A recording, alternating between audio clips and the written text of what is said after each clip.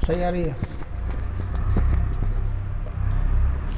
नमस्कार मित्रों, स्वागत है आपके अपने YouTube चैनल रिंकू इंग्लिश मस्ती पर। आपके लिए लेकर आए हैं आज the passive voice. The passive voice कहने का मतलब कर्मवाच्य। कर्मवाच्य ये होता क्या है और ये कितने प्रकार के होते हैं? तो देखिए, पैसिव दो प्रकार के होते हैं। काइंड ऑफ वॉइस, यानी कि वाच्य कितने प्रकार के होते हैं? दो प्रकार के होते हैं। नंबर एक होता है एक्टिव वॉइस। नंबर एक होता है एक्टिव वॉइस, यानी कि कर्तवाच्य। कर्तवाच्य जब किसी वाक्य में प्रयुक्त वर्ब से ऐसा प्रकट हो कि कर्ता स्वयं कार्य कर रहा हो। कहने का मतलब वर्ब हमें यह बताए कि कर्ता स्वयं कार्य कर रहा हो, तो वह एक्टिव वॉइस, वाक्य एक्टिव वॉइस में होता है। इसमें सब्जेक्ट के अनुसार वर्ब की फॉर्म बदली जाती है। अब सेकंड आता है आपका पैसिव वॉइस। पैसिव वॉइस जब किसी वाक्य में प्रयुक्त वर्ब से ऐसा प्रकट हो कि कर्ता स्वयं कार्य नहीं कर रहा है, बल्कि किसी के द्वारा उसके लिए कार्य किया जा रहा है, तो वाक्य पैसिव वॉइस में होता है। इसमें ऑब्जेक्ट के अनुसार फॉर्म बदली जाती है। कहने का मतलब पैसिव वॉइस में ऑब्जेक्ट को प्रधानता दी जाती है। एक्टिव वॉइस में सब्जेक्ट को प्रधानता दी जाती है। इसमें सब्जेक्ट के लिए मुख्य माना जाएगा, जो प्रधानता है वो इसके लिए दी जाएगी, सब्जेक्ट के लिए। और इसमें जो प्रधानता दी जाएगी वो दी जाएगी ऑब्जेक्ट के लिए। कहने का मतलब इसमें जो भी मुख्य होगा वो होगा ऑब्जेक्ट, और एक्टिव वॉइस में आपकी जो प्रधानता रहेगी वो रहेगी सब्जेक्ट के अनुसार। इसमें जो फॉर्म बदली जाएगी वो सब्जेक्ट के अनुसार बदली जाएगी, इसमें जो फॉर्म बदली जाएगी वो ऑब्जेक्ट के अनुसार बदली जाएगी। तो आइए चले एक्टिव से पैसिव बनाने के नियम आपको सिखाएंगे। एक्टिव से पैसिव कैसे बनाते हैं, उसके नियम क्या क्या हैं। तो आइए चलें, एक्टिव से पैसिव बनाने के लिए कुछ नियम दिए गए हैं, उन नियमों को सीखेंगे हम वीडियो में। और आप अपने चैनल रिंकू इंग्लिश मस्ती पर नए हैं तो आप चैनल जो सब्सक्राइब वाला रेड कलर का जो दिख रहा है, सब्सक्राइब लिखा हुआ, आप उसको सब्सक्राइब कर लीजिए, यानी कि सदस्यता ले लें और बेल आइकन दबा दें ताकि हर वीडियो की नोटिफिकेशन मिलती रहे आपके लिए। तो आइए चले एक्टिव से पैसिव वॉइस बनाने के नियम। एक्टिव से पैसिव बनाने के नियम। एक्टिव वॉइस से पैसिव वॉइस बनाने के कुछ नियम होते हैं। देखिए, एक्टिव वॉइस के ऑब्जेक्ट को पैसिव वॉइस में सब्जेक्ट मान लिया जाता है। कहने का मतलब एक्टिव वॉइस के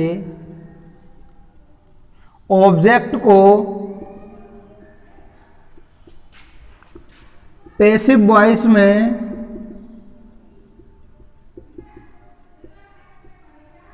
एक्टिव वॉइस के ऑब्जेक्ट को पैसिव वॉइस में सब्जेक्ट माना जाता है।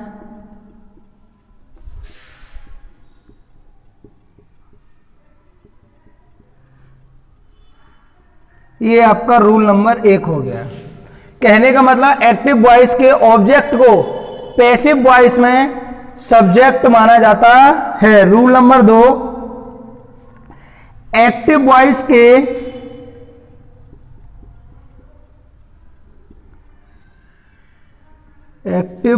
के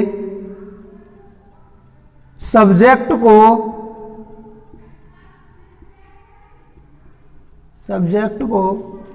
पैसिव वॉइस में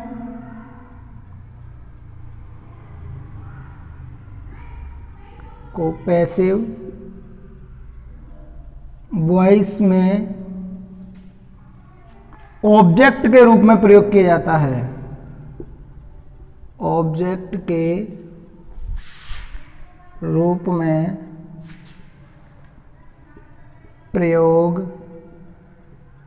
किया जाता है।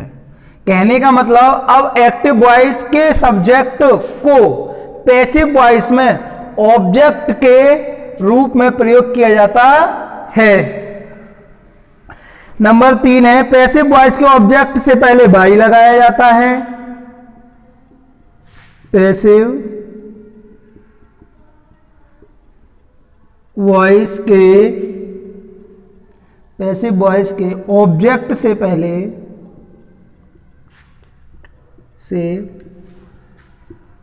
पहले हम बाई का प्रयोग करते हैं।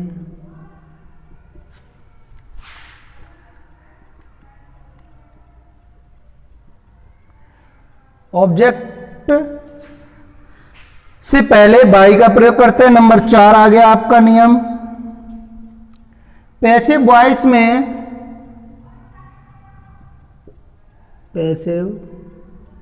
वॉइस में मेन वर्ब की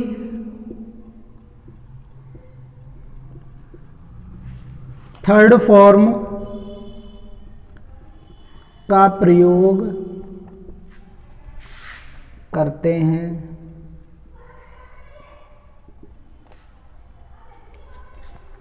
देखिए क्या होता है, पैसिव वॉइस के ऑब्जेक्ट से पहले हम बाई का प्रयोग करते हैं। पैसिव वॉइस में मेन वर्ब की थर्ड फॉर्म का प्रयोग करते हैं। तो ये 4 नियम हो गए। नंबर 5वां आता है आपका प्रोनाउन या नाउन।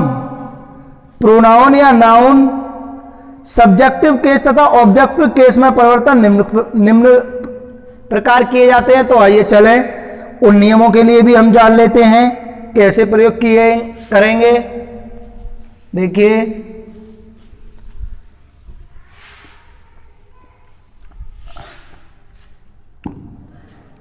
इनमें हम क्या करते हैं, एक्टिव से पैसिव बनाने के लिए यानी कि सब्जेक्ट को चेंज ऑब्जेक्ट। कहने का मतलब यदि हमारा वाक्य एक्टिव में है और पैसिव वॉइस उसका बनाना है हमें, तब हम क्या करेंगे, इसका जो सब्जेक्ट है और ऑब्जेक्ट है इसको हम आगे ले आएंगे और इसको हम ले जाएंगे इधर, और इसको ऑब्जेक्ट बनाने से पहले हम बाई का प्रयोग करेंगे। ये समझ में आ गया होगा। कहने का मतलब सब्जेक्ट को हम ऑब्जेक्ट बना देते हैं, ऑब्जेक्ट को हम सब्जेक्ट बना देते हैं, और सब्जेक्ट बनाने से पहले बाई, सब्जेक्ट को ऑब्जेक्ट बनाने से पहले हम बाई का प्रयोग करते हैं और वर्ब की थर्ड फॉर्म का प्रयोग करते हैं। वर्ब की third form plus by plus object जो कि चेंज की है, और इसको सब्जेक्ट। तो आइए कुछ और नियमों को जान लेते हैं हम। एक्टिव वॉइस और पैसिव सब्जेक्टिव केस में क्या होता है, देखिए चलें। सब्जेक्टिव केस में हम क्या करेंगे,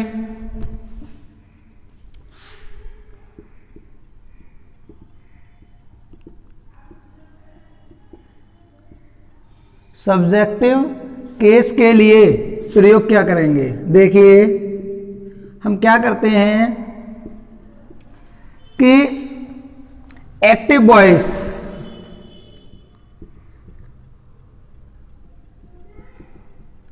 और इधर पैसिव वॉइस,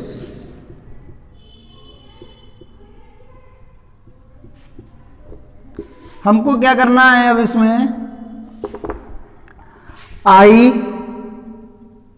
वी,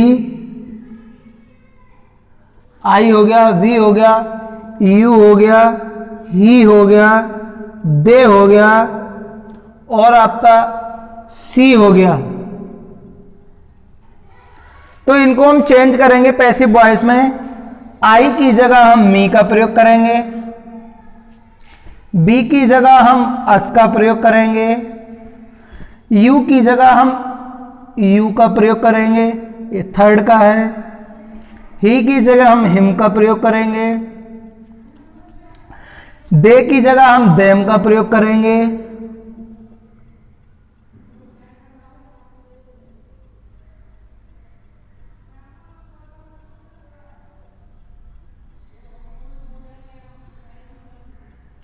दे की जगह हम देम का और सी की जगह हम हर का प्रयोग करते हैं। तो एक्टिव से पैसिव वॉइस बनाने के लिए हम सब्जेक्टिव केस में ये परिवर्तन करते हैं। अब जैसे कि someone, somebody, everyone, everybody, anyone, anybody और एनी नाउन के लिए by noun as it, it, is का प्रयोग करते हैं। नो सब्जेक्ट, अब जैसे समवन आए, समबडी आए या एवरीबडी आए या एवरीवन आए, तब हम नो सब्जेक्ट यानी कि ऑब्जेक्ट को हम हटा देते हैं, तब हम ऑब्जेक्ट नहीं लगाएंगे। अब ऑब्जेक्टिव केस के लिए हम किसका प्रयोग करेंगे? ये तो था हमारा सब्जेक्टिव केस के लिए, अब आता है ऑब्जेक्टिव केस के लिए। तो आइए चलें ऑब्जेक्टिव केस की तरफ।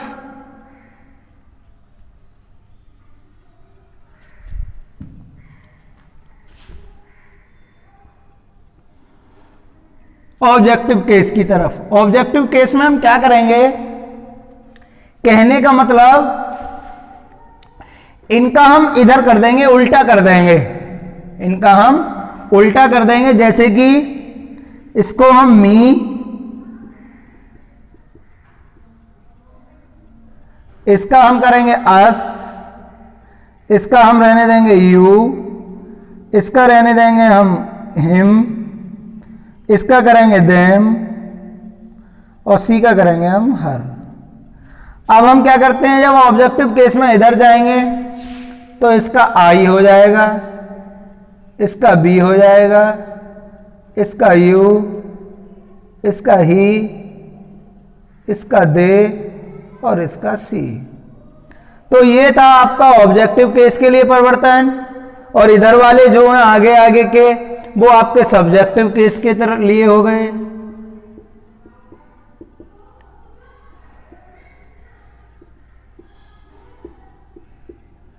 सब्जेक्टिव और ऑब्जेक्टिव केस के लिए। अब हम क्या करते हैं, एक्टिव होते हैं, एक्टिव वॉइस में 12 टेंस होते हैं, परंतु पैसिव वॉइस केवल 8 टेंस की बनाई जाती है। होते तो 12 हैं, लेकिन केवल 8 टेंस की एक्टिव वॉइस से पैसिव वॉइस बनाई जाती है। 4 टेंस की पैसिव वॉइस नहीं बनती, वो जैसी की तैसी ही रहती है। सबसे पहला आता है आपका प्रेजेंट टेंस का एक्टिव वॉइस से पैसिव वॉइस में परिवर्तन। तो आइए चलें, हम सीखेंगे आज सबसे पहले प्रेजेंट टेंस का एक्टिव वॉइस।